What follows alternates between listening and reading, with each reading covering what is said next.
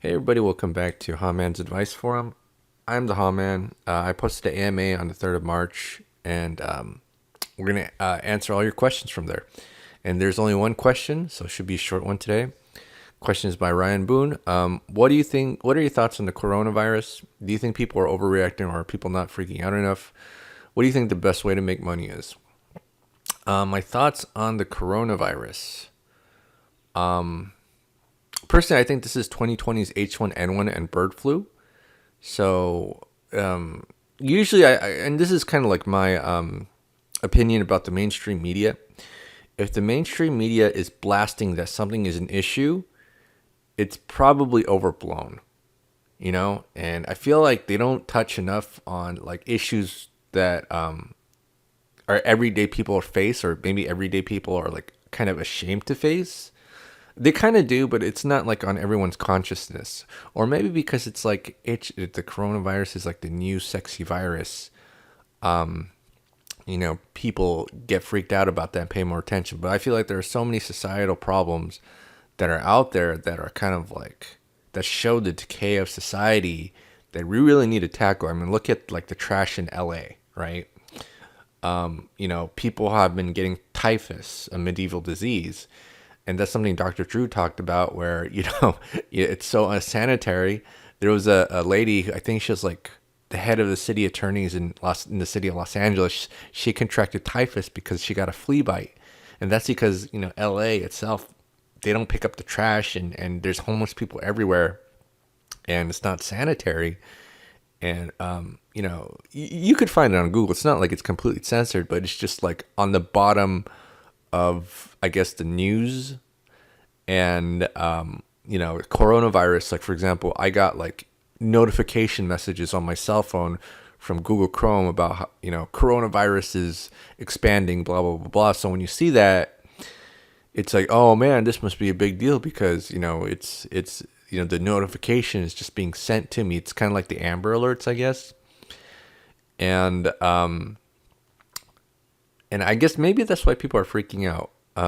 Because I guess as more people have access to communication and media, and it's just instantaneous. I guess they're just freaking out, and the fact that they don't talk to each other, right? So they don't have a sense of perspective. And that's the thing about getting older. People don't actually talk to each other, right? Which is why like the news is there. The news is your source of information. The news is, let's say like I'm not going to say it's going to tell you what to believe, but it's going to steer you in a certain direction. And because people don't talk to each other, they don't talk to their neighbors, they don't really have a sense of perspective. And whatever is blasted on the television, they're going to kind of believe, right? And I'm not saying like, oh, coronavirus is completely safe and we're completely overreacting it, even though that's what Dr. Drew says. To look it up, Dr. Drew, it goes on a rant about how this is not an epidemic or a plague, and if the media keeps doing this, then the real plague, so it'll be like the boy who cried wolf. When the real plague comes, we won't know what it is, right? And I think people have been over freaking because it's like, if you're if there's going to be a viral pandemic, why would you like stock up on things like water, right? It's not like I don't think a virus would cut off the water supply, or would it? Unless it's like one of those. I don't think viruses infect water supplies, unless I'm wrong about that. I feel like I'd be more worried about like, I don't know, a big multinational corporation polluting our waters. Then then that's when I would buy bottled water, or water from Costco or Whole Foods. But I just feel like, yeah, kind of people are overreacting, and maybe the media is right this time, but I feel like maybe just because I'm jaded. I'm jaded. They always overblow something. H1N1. What else? H1N1 coronavirus. Not coronavirus. H1N1. What is the other thing? Bird flu. That's right, bird flu. And so, I don't know. I just never freaked out. My landlord would send me text messages about how we got to be careful, blah, blah, blah, blah, and I'm like, yeah, whatever. And, as I'm getting older, I guess I'm saying, like, if it's my time, it's my time. But I'm not going to freak out about something that I can't control. Because, like, let's say, like, I do stack up on, like, supplies and water. Unless those supplies and water last me, like, a couple of years, it won't matter anyway, because I got to go to the store again after like a couple of months. You know what I'm saying? So, yeah, that's my opinion. So my opinion is, it's. I kind of feel like, if the media, if this turns out just to be hype, which I kind of suspect it is, it's going to be like The Boy Who Cried Wolf, where if you have an actual pandemic or disease, you kind of will get jaded to it, and you won't realize it's there. You won't realize when the real pandemic comes. So, yeah, right. And again, there's a lot of issues I feel like the media should tackle. And I think they do, or maybe it's that they tackle it and they realize that they have to put out stories like this for people to pay attention to them, because obviously their business model depends on views and ratings. And, you know, I think just society as a whole needs to kind of focus on the bigger issues, whether it's just kind of like broken communities, people not trusting each other, the fact that people are lonely, young people going to college or universities for loads of student debt, but, there's no demand for their skills. You know what I'm saying?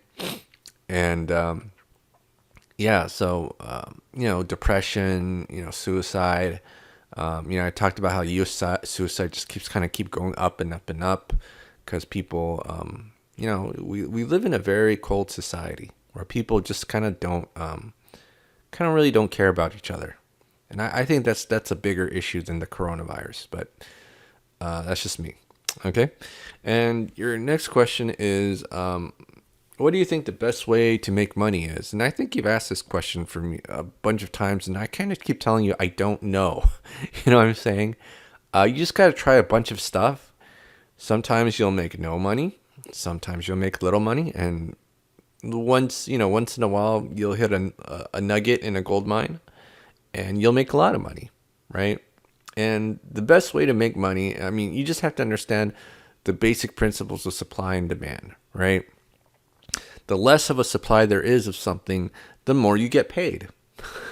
Well, it's one of those two things. Less of a supply of a product or service that you're selling, or if there's more of a demand, you get paid. You get paid more, right? So why do lawyers and doctors get paid more? Is because there's at a certain level of the profession, they do their best to weed out the general population, right? So they do their best to weed out the general population.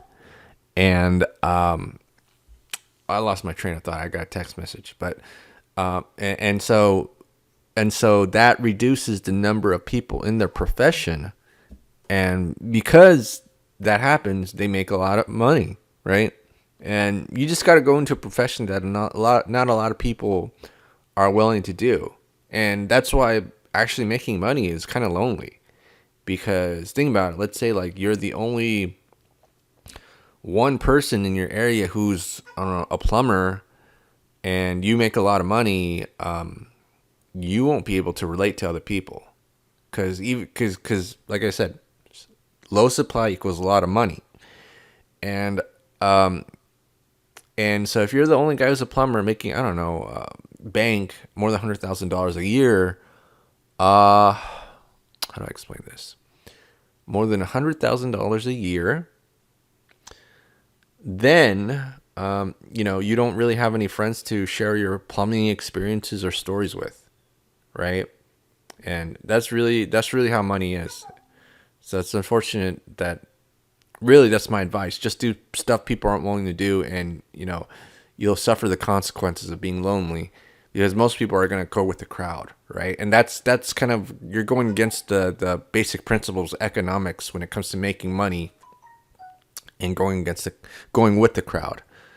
You do what everybody else does. For example, making YouTube videos is really popular. I'll make more money doing fast food than I will making YouTube videos, because too many people are making YouTube videos, and if I had started when YouTube first was founded in like 2004, I'd probably make a lot more money. But it doesn't matter. It's all good. It really doesn't matter, because I don't really do this for the money. I just do this to practice my skills in orating, speaking, expressing my thoughts. And some of you guys like to listen. And not everything has to be for money, right? Okay, well, this is Hawman here, again with another video. If you have any thoughts, comments, leave them below, and I'll see you guys next time.